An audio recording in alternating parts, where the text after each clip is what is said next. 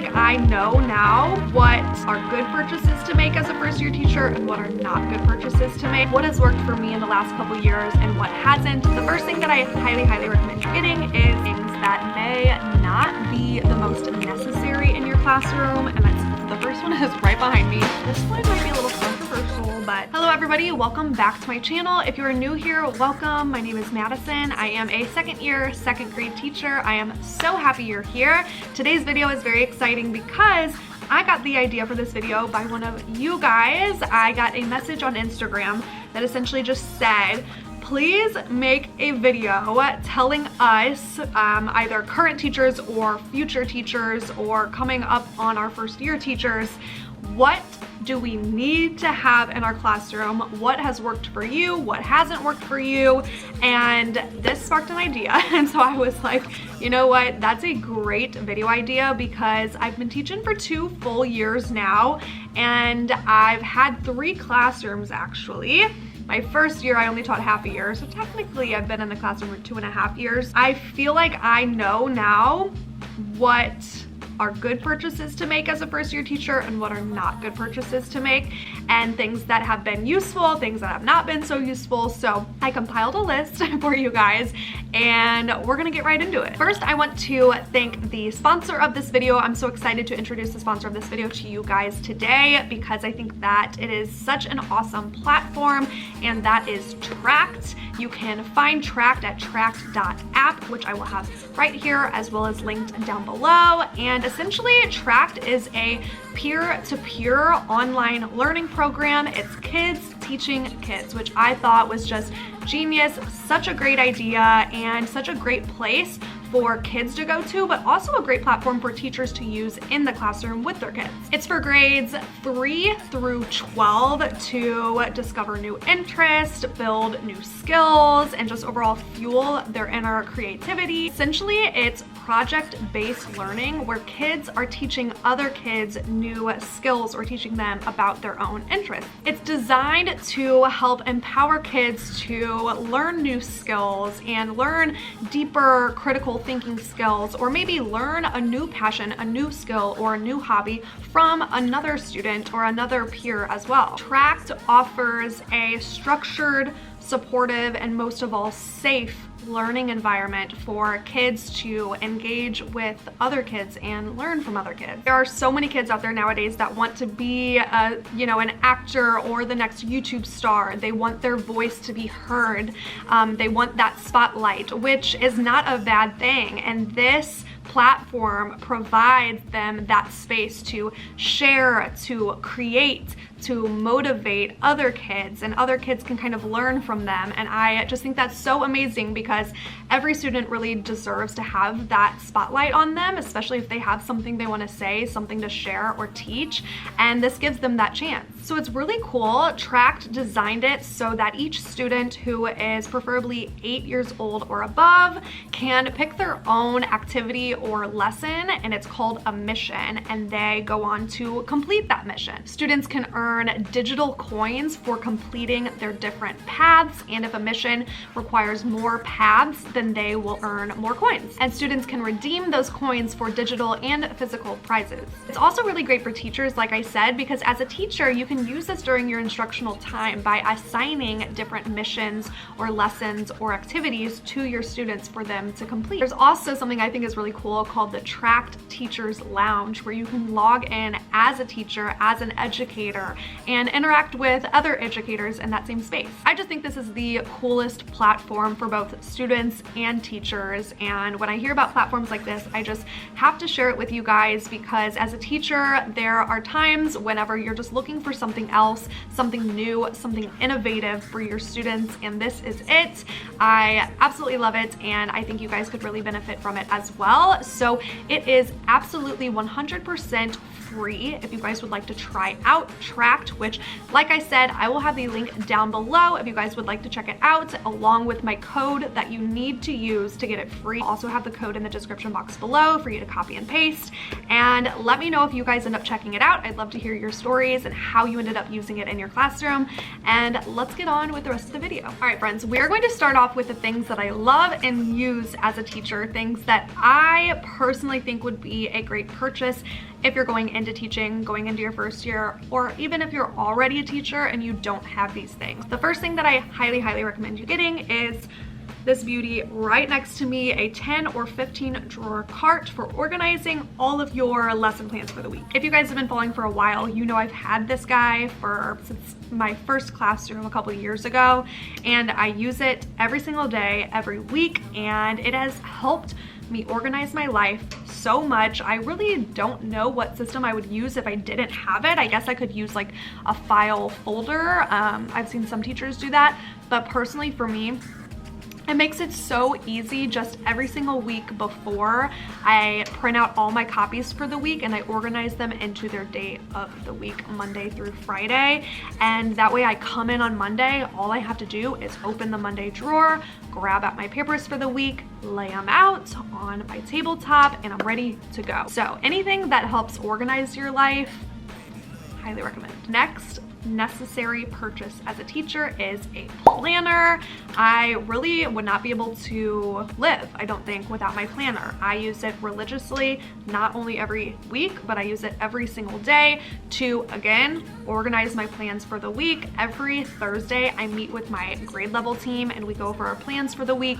And if you're interested in seeing my plans, like how I lesson plan kind of in depth, I do have a video all about that, which I will have linked right here for you guys to go watch. I tried to break down the lesson planning process as best as I could, so hopefully that'll help you, but I'll have that linked right there for you. And that's why using a planner is so necessary for me. Not only does it break down daily, but it breaks down what I'm teaching by subject area. So if you do get a planner, I recommend you finding some sort of teacher planner. I know the Daily Planner, Happy Planner, or Erin Condren planners are all great options. I think any of those that give you that subject breakdown is really, really helpful. I know both of my team teachers, they have planners just like it, and I really think it's the best way to lesson plan. Next up, very important purchase as a first year teacher, books. Now, you can thrift books, you can get books donated to you. I'm not saying you need to go out and buy all of these things. Some of these things you may be able to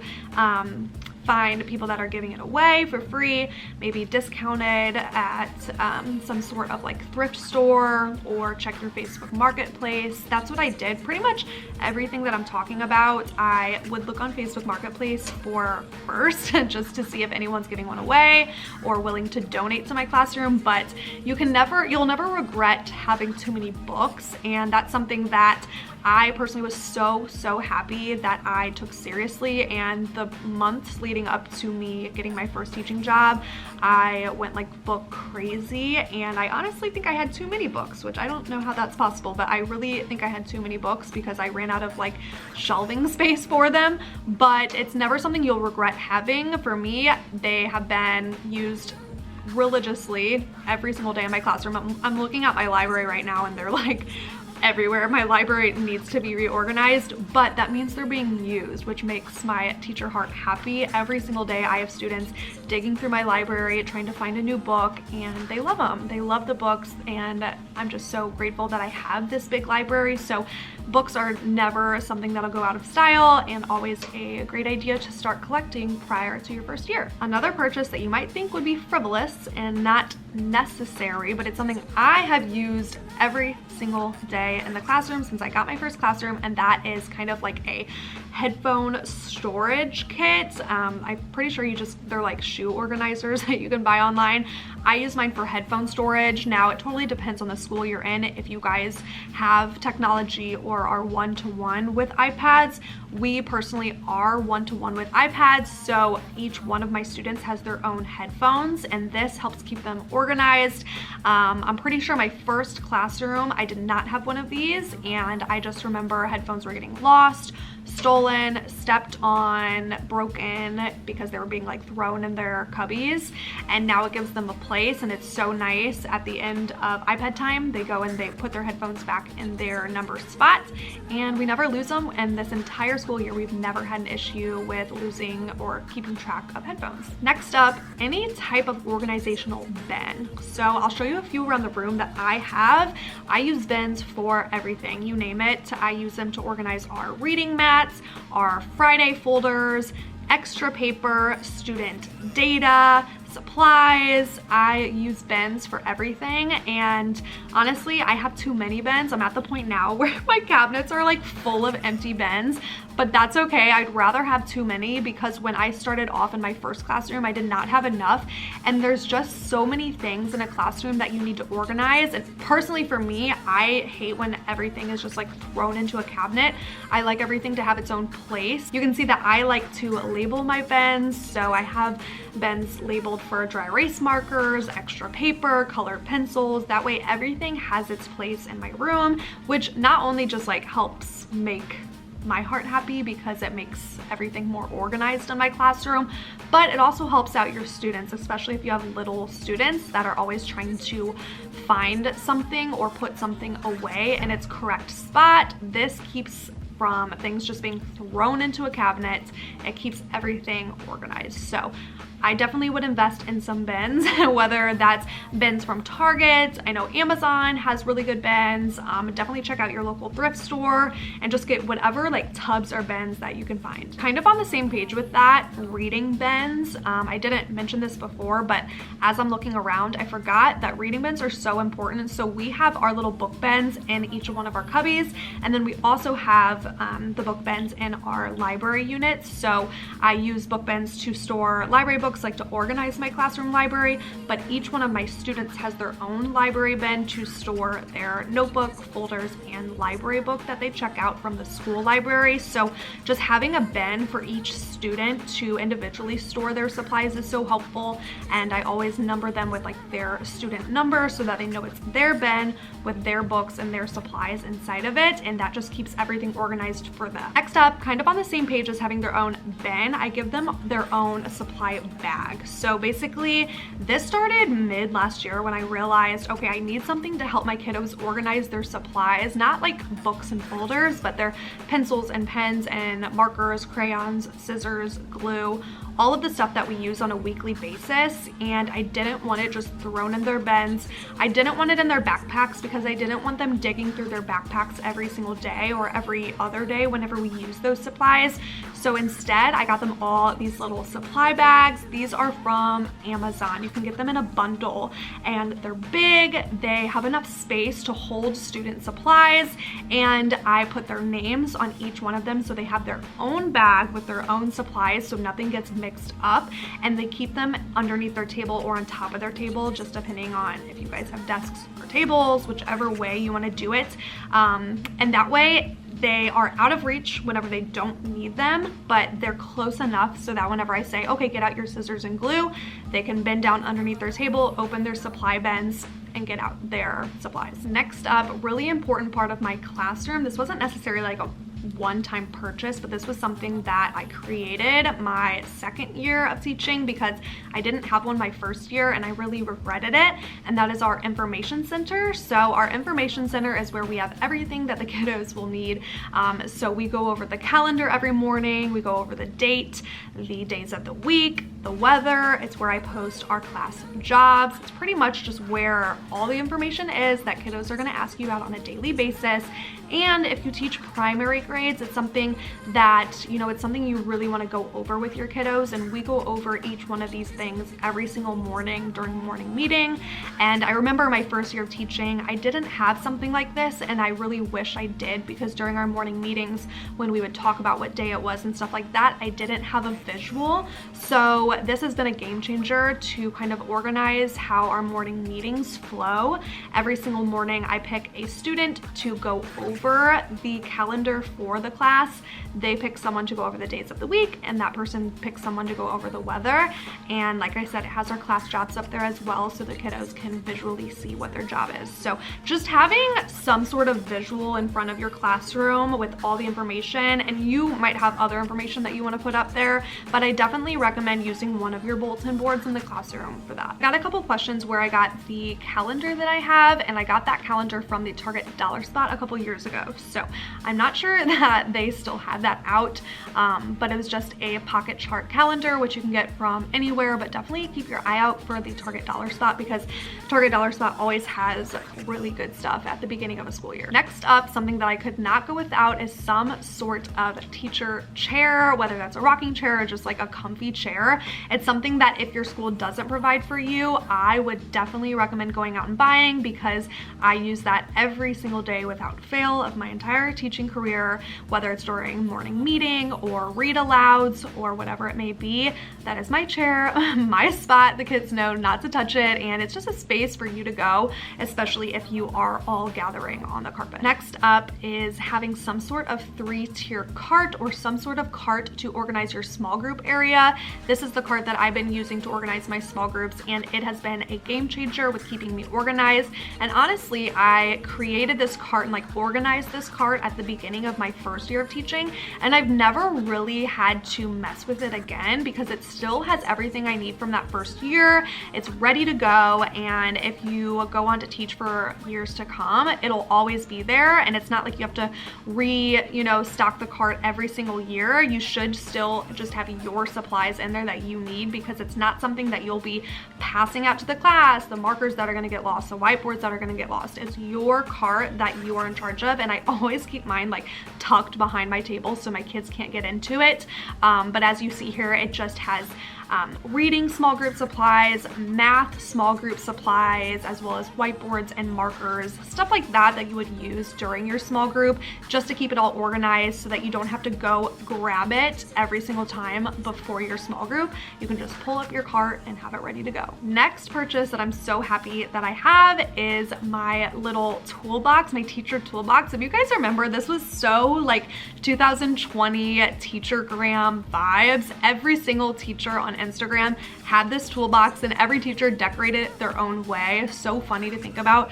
But I purchased this back in 2020, like I said, and never regretted it for a day. Essentially, the teacher toolbox is just where you would keep everything that you need, from band-aids to paper clips to extra batteries, chargers, tape, staples, literally anything. And these are honestly things that you use on a daily basis as a teacher.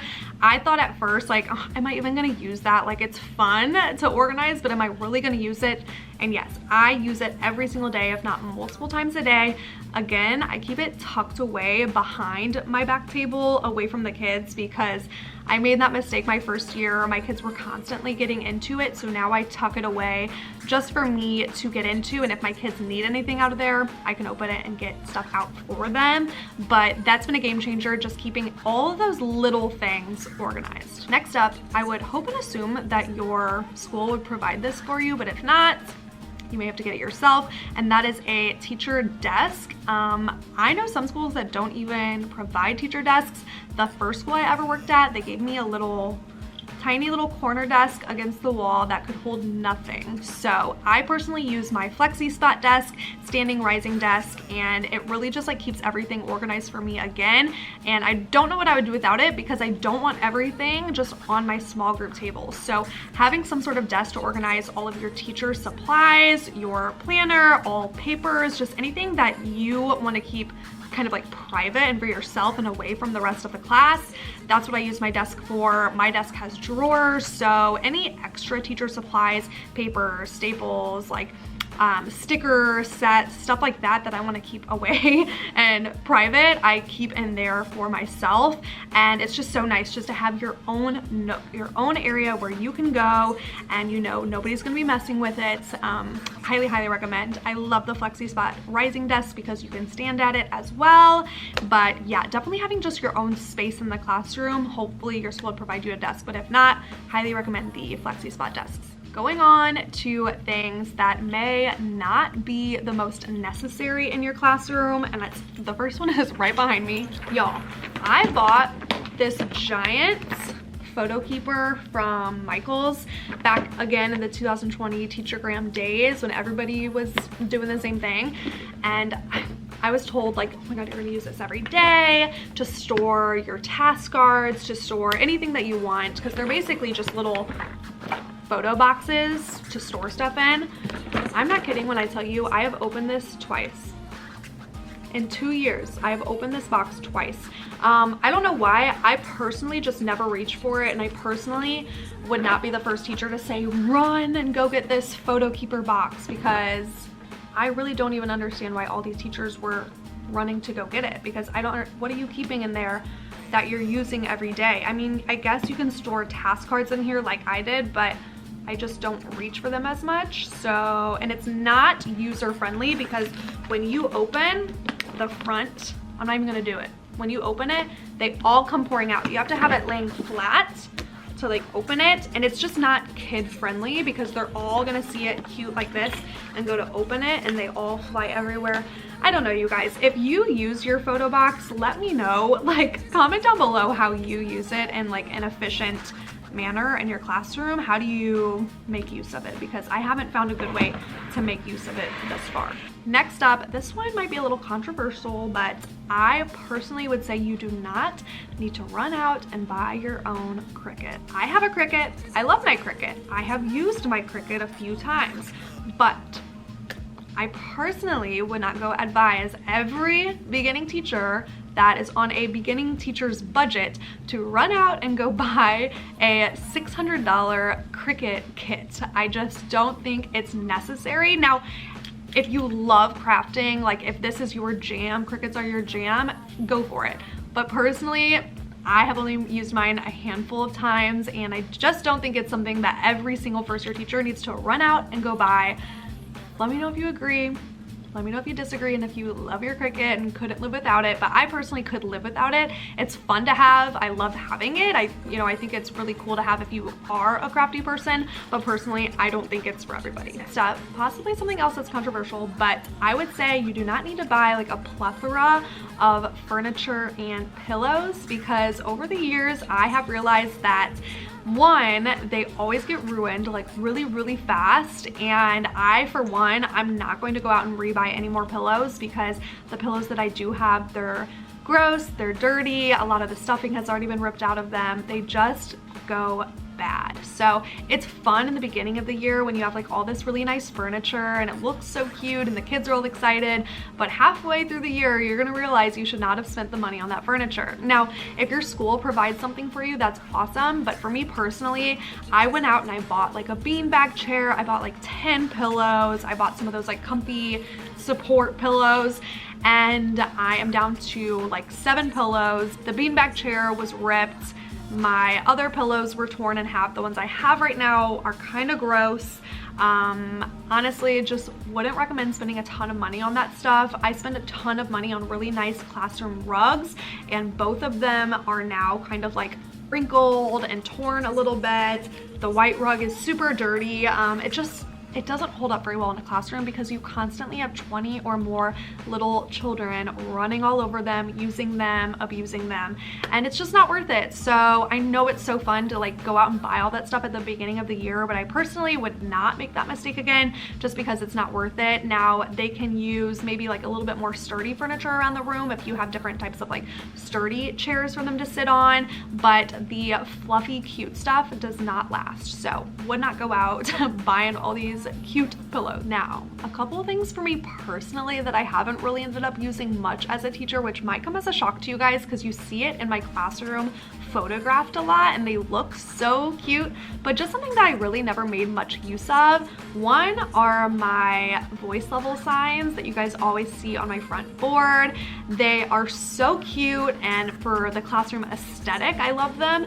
And honestly, when I first started teaching, I did refer to them a lot, but I'm not gonna lie, I have not referred to those voice level signs in many, many months, probably closer to the beginning of the school year. Every now and then my students will ask to move the little finger on the voice level, but I personally don't utilize it every single day or even every week. So for me, that's more up there because it looks cute, but I don't really use it, just being honest. On the same track is my callback signs. I made these and I have them to download on my TPT. Personally, not really use them. We have a callback and we've used it throughout the year. My kids know it. We don't really need 100 signs on the wall to tell them all of these callbacks. We just have used one in the beginning of the year and it's stuck. So again, looks cute, but we haven't really used it that much. And lastly are the finger signs, you know, to tell if we need a drink, if we need water or a pencil. And this is something that at the very, very beginning of the year, I actually did reference and my kiddos started using it. But again, one of those things, if it doesn't work for you, it doesn't work for you. I just noticed my kids were kind of like abusing it, always showing me fingers. And I was like, you know what, just raise your hand and ask me if you have something that you need to go do, something to take care of. So I haven't really referenced those the rest of the year either. It's kind of funny as a teacher, you learn as you go. At the beginning of the year, you have all these ideas and you think, ooh, I'll add this in my classroom, this in my classroom. And you don't know what's going to work until you start teaching. And it totally also depends on the type of class and the type of classroom environment that you have. You might have a classroom environment that you absolutely need those voice level signs to refer to every moment of the day, but I personally don't. So these are just some things that I personally got a lot of use of, some things that I personally did not get a lot of use out of. This does not mean every single teacher should follow this, but I am just showing you guys kind of what has worked for me in the last couple years and what hasn't. I thought that would be a fun video idea. I hope it at least helped some of you, if you're going into teaching, kind of know what to add to your list and maybe some things to take off of your list. Also recommend you wait until you get into your classroom to see what does your school already provide for you, and maybe even wait until the first week or two of the school year to start buying other stuff. You may realize, ooh, I'm really glad I didn't buy that resource off of TPT because I'm probably not gonna end up using it. Or you might think, ooh, okay, I think I do need to go out and buy some of those organizers because I don't have enough. And then you can go out and buy them. You don't need to stock up on everything right now. Wait until you start teaching and getting into your groove, and then you can kind of take a step back and think, okay, what more do I need to help me out in my classroom? I personally spent probably too much money as a first year teacher, so I'm just trying to help out those of you who are going into teaching to recognize if you need something or not. But of course, it's your own journey. I am so excited for you guys who just got a teaching job. You're gonna kill it. You're gonna have the best year ever. Take it day by day. I promise you it gets easier as you go. And thank you so much for watching this video. I love and appreciate all of you guys, and thank you just for your support every single day throughout my entire teaching career thus far. You guys have been there literally since day one of when I started teaching, and so it's crazy for you guys to be here watching me now giving advice to other new teachers. So thank you so much. I appreciate and love you guys. I hope you guys enjoyed this video. If you did, give it a thumbs up so I know what kind of videos you want me to make in the future. I can definitely make some more teacher advice videos if you guys want them. And comment down below what your favorite teacher supply is that you have if you're currently a teacher. What is the #1 thing that you use and love in your classroom? And I will see you guys in my next video. Bye.